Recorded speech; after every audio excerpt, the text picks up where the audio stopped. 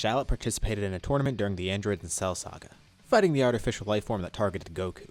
Through the power of joined forces, Shallot had a miraculous awakening, getting a transformation boost and ascending into the realm of gods. What lies next for the time-traveling Pure Saiyan? And how many other Dokkan category puns can I make? We'll be covering all that and more in the 6th part of What If Shallot Was Canon. Everybody wonders what Shallot just did, especially Shallot himself. Nobody has a clue. But Cell's defeated and the androids aren't a problem anymore.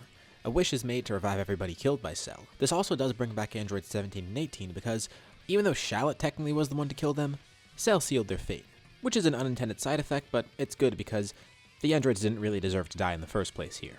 Speaking of the androids, now Trunks is strong enough to go home and fight the androids on his own, though he's still unsure of what happened here. Why are the timelines separated? What he doesn't realize is that things will only get more confusing with the time travel from here on out, particularly with all the mysteries that these people are going to have to solve. Trunks says goodbye and returns to his timeline. And now, the main focus is Shallot's new power. What is it, and what are they going to do about it, and can they obtain it too? Goku does want to train for it, if possible. Same for Vegeta and Nappa. It doesn't take a rocket scientist to realize that it was probably that thing they did to Shallot where they lended all their energy to him. What they don't realize is that it was the Super Saiyan God ritual, and it barely ended up working because, while they had enough Super Saiyans, I don't know if Vegeta and Nappa were necessarily righteous by that point, but still, it worked and that's all that matters. But thing is, they would prefer to work for their power, and they don't even have enough Saiyans right now to do that. Though they do have Baby Trunks and Goten is on the way, so maybe they could make that work. But they also think this might be exclusive to Shallot, which kind of worries them, because they know nothing about it and nor does he. Plus, he was the only one to feel that instinct to have the ritual performed on him. As a descendant of the original Super Saiyan God, that power was flowing through his veins, just waiting to be unlocked. And the same goes for the other Saiyans, but they're not instinctually drawn to it. So, Shallot spent some time testing out his power, and he's far too strong to even spar with his friends. Weirdly enough, even when he goes back into base or anything, he seems a lot stronger than before. He absorbed that power and made it his own. A few weeks pass, and then Earth has a new visitor. Great, more aliens showing up. Well, this time it's a little bit different. It's another godly figure. Actually, 2 of them. 2 people that they've never seen before. Well, besides Vegeta. Vegeta's terrified, and Nappa's heard about him, so he's pretty scared too. It's Lord Beerus. Why is he here, and why now? Well, he explains that he's here for the Super Saiyan God, and they don't know who that is or what that is, but then he points over to Shallot. It's him. That's what that form is that he used. He sensed that godly key from all the way across the universe. He has been monitoring this planet after all, and he was told by Oracle Fish to wake up at this point. His rival was supposed to appear right around now, so it must be Shallot, and he wants to see that power that he has. Oh, he means that red-haired form he unlocked? Yeah, exactly.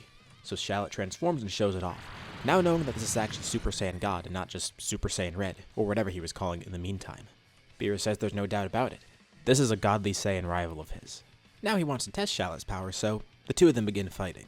Shallot is pretty weak compared to him, but far stronger than anybody else. Definitely really impressive for a mortal too. And even though Beerus has to hold back here, he's still pleased with Shallot. Plus, a nice benefit that he didn't even consider, he's on Earth right now and there's some pretty good food around here. He decides to explore that a little bit. Though, Goku finds something about this strange, and he asks Beerus about it too. He mentions some Oracle Fish told him to wake up at this point.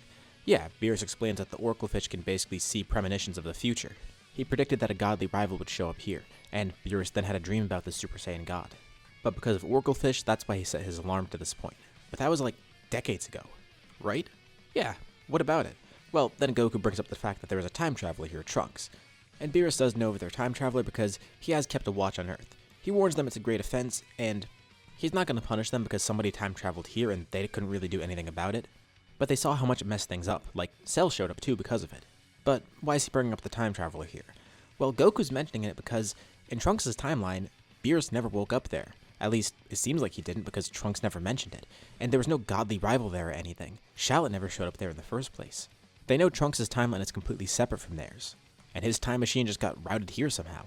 He didn't split the timelines. They were already split long ago.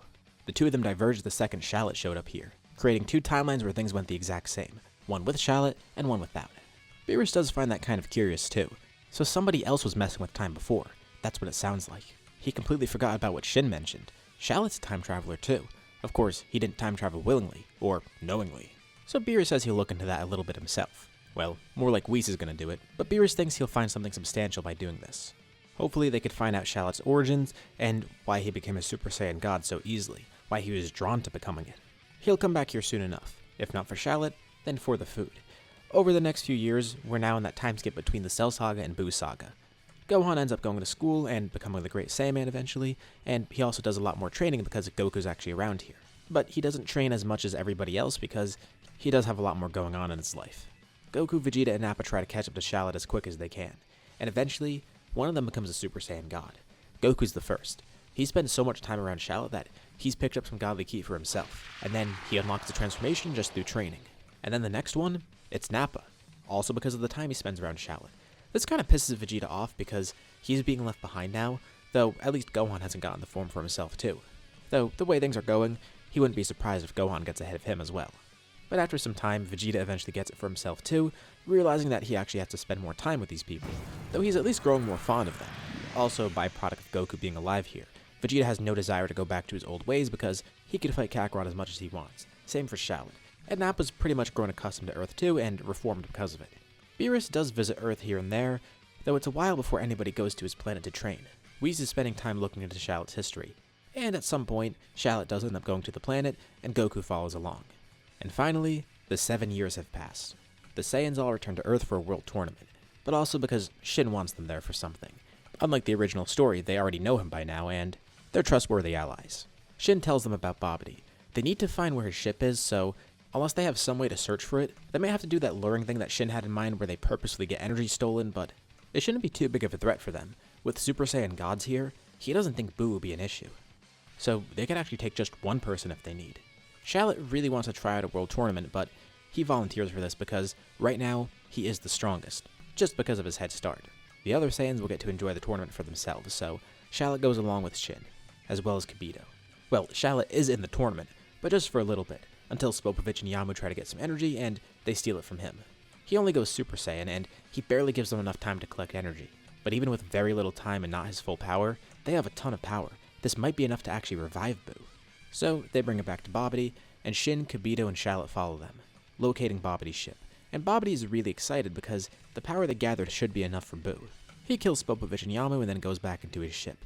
Dabra's there on the outside. He tries to sneak attack Shin and Kibito, but Shallot quickly reacts, powering up in an instant and one-shotting Dabra, then immediately rushing onto the ship. Pui tries to fight him and he gets one-shotted. Same for Yakon. Babidi's kind of panicking, but at least he has 100% of the energy he needs right now, so maybe he'll be able to get Buu revived. But Shallot quickly makes his way to the ship, and just as he gives the energy to Buu, it's already too late. Shallot's arrived and he tries to kill Babidi. But in the nick of time, Buu's egg hatches, distracting everybody. Babidi didn't even have time to move it outside of the ship, so he just bursts through it and then appears on the surface. And Shallot immediately goes up to fight him while Shin and Kibito deal with Babidi. But Babidi's able to retreat. He's panicking, trying to think of something he could do. Maybe he needs another minion, but there's not going to be anybody that's strong enough to fight Shallot, besides one of his allies. He looks at the tournament. He can't possess Goku or Gohan. Piccolo's too far reformed. And Nappa and Vegeta, there might be a chance there, but he kinda doubts it. But as he's looking around for strong powers, he does notice one other heading to Earth. This is someone who's already corrupted, somebody who's already evil. He'll be really easy to take over, and the best part is, he has a ton of power, even more than Majin Buu. Babidi already sees the writing on the wall. Buu is going to die, but he can at least take over this minion and let himself live. Shallot has a really quick fight with Majin Buu, and while Buu is very powerful, Super Saiyan God kinda makes Shallot overpowered by this point, and Shallot's not even using his full power. He's recently unlocked something else, thanks to his training on Beerus' planet. But with not much effort, he completely destroys Majin Buu. But he senses another power nearby. When Shallot and everybody return to Earth, someone else decided to strike again, and Shallot immediately recognizes the power. It's his brother, Giblet. Giblet flies over to where they are, while Shin and Kibito watch on, and then Babidi appears out of nowhere. He tells them they probably don't want to kill him just yet. Just wait a little bit. When Giblet arrives on the battlefield, something's different about him. The dark ki that he has is a lot more potent. At first they think he might just be stronger than normal because of training, but that's not the whole story. On his head, there's a Majin symbol. Babidi was able to take over him, expecting to have a nice minion here, but turns out Giblet's not really under Babidi's control, but he wasn't going to turn on that power boost. The dark ki he had made it really easy for Babidi to manipulate his mind, but somebody else has control over him too, and also Giblet's learning to control himself. Babidi commands him to kill Shallot, and Giblet lifts a hand up, then turning towards Babidi and launching a blast at him, killing him with no effort. He didn't anticipate the power boost, but it'll make this fight more fun for him. He powers up.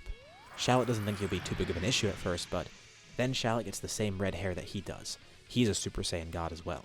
Shallot shows off his form, and that makes Giblet happy. Good. He's recognized the blood that flows through them. It's that of the original Super Saiyan God. Oh, well, that's news to Shallot. He actually didn't know that was the case here. But hey, at least that gives him some more info about himself. Shin explains to Shallot, Babidi has tried to take control of Giblet. It looks like it didn't really work, but at the very least, it's going to amplify his evil thoughts even more, and also make him stronger. But Shallot says he's going to handle it. He has to find some way to beat his brother again, and this time, make sure he stays here, and also try and free him from whatever's controlling him. It's not Babidi, it's something else. He asks Giblet what he remembers about their past, and Giblet's not going to give up any info, but that tells Shallot he clearly knows more than Shallot does. Though, he's lost a lot of his memories too, but he still has some in there, and one thing he does know is that somebody else is guiding him, a mastermind working behind the scenes, though it's someone he hasn't heard from in a while. Alright, if words aren't going to work, looks like fighting is their only option. The two brothers begin their battle, and to Shallot's surprise, Giblet has a clear advantage over him. The dark ki that he has, plus the Majin boost, it makes him a lot stronger in Super Saiyan God, even though Shallot has had much better training over this time. But like I said before, the good thing for Shallot is he's holding back. With 7 years of training and a few of those years spent on Beerus' planet, there's no way he hasn't gone beyond Super Saiyan God by now. He shows off his newest form, Super Saiyan Blue, and this time there's actually no other name for it that they could think of besides Super Saiyan God Super Saiyan. So since he used the name Super Saiyan Red before, he decided on this, coining the name Super Saiyan Blue here. Giblet kinda scoffs at it. Really? That's the most creative name he can come up with? Well hey, Shallot tells him that at least he has this form. Giblet doesn't have it, and also Shallot's just using his own power right now. But Giblet says he is using his own power. That dark ki that's a part of him, he's starting to learn how to control it. Sure, he has the Majin boost, but once this fight ends, he won't have it anymore. The two continue their battle, and now Shallot has a clear advantage. Shallot tries to reason with him, but nothing will work. He doesn't want to kill Giblet, nor does he want him escaping this time either. But he has to win this fight still, and he does. He delivers a powerful punch right to Giblet's face. Giblet's hair turns black, his aura dissipates, and the Majin symbol on his forehead goes away. He falls to the ground, unconscious, but it's not like a regular knockout. Shin can tell that something's off about Giblet. He's probably going to make it through just fine, but he could tell he's going to be unconscious for a while. He thinks that, by defeating him here, combined with the fact that Babidi tried to take over his mind, they might have finally freed Giblet from whatever was controlling him. It doesn't seem like someone was actually directing him, rather, directing his emotions and desires, amplifying his hatred towards his brother. Shallot doesn't really know what he just did, or if it's gonna work, but he hopes it'll work. He thanks Shin and Kibito, and they thank him. Shallot picks up his brother, and then flies him away. He doesn't really know where else to take him, so he goes to Capsule Corp for the time being. It's kind of a shame. He wanted to join the tournament, but this is more important. Everyone else is having fun at the tournament, and Goku ends up winning this time, securing his second victory here, though he does take the fall against Mr. Satan, so he still remains the world champ. Especially because he was the one to defeat Cell after all. Everybody loves him. Anyways, back on Beerus' planet, Whis thinks he finally figured it out. He knows how Shallot got here and who's responsible, but he finds it strange that the person who did it never actually showed up here. Plus, he watched the battle from afar. He knows Shallot is related to the original Super Saiyan God. Apparently, Shallot and Giblet are both from ancient times. But what does this all mean? And why these two? Why are they here? And why are the timelines split like that? This is where we'll leave off for now. What'd you guys think about this part? What's going to happen next? Leave your thoughts and ideas in the comments below. I'd love to see what you guys think. As usual, be sure to drop a like and subscribe if you haven't already. It really helps out the channel and shows me you want to see more videos like this. Anyways, thank you all for watching, and I'll see you all in my next video.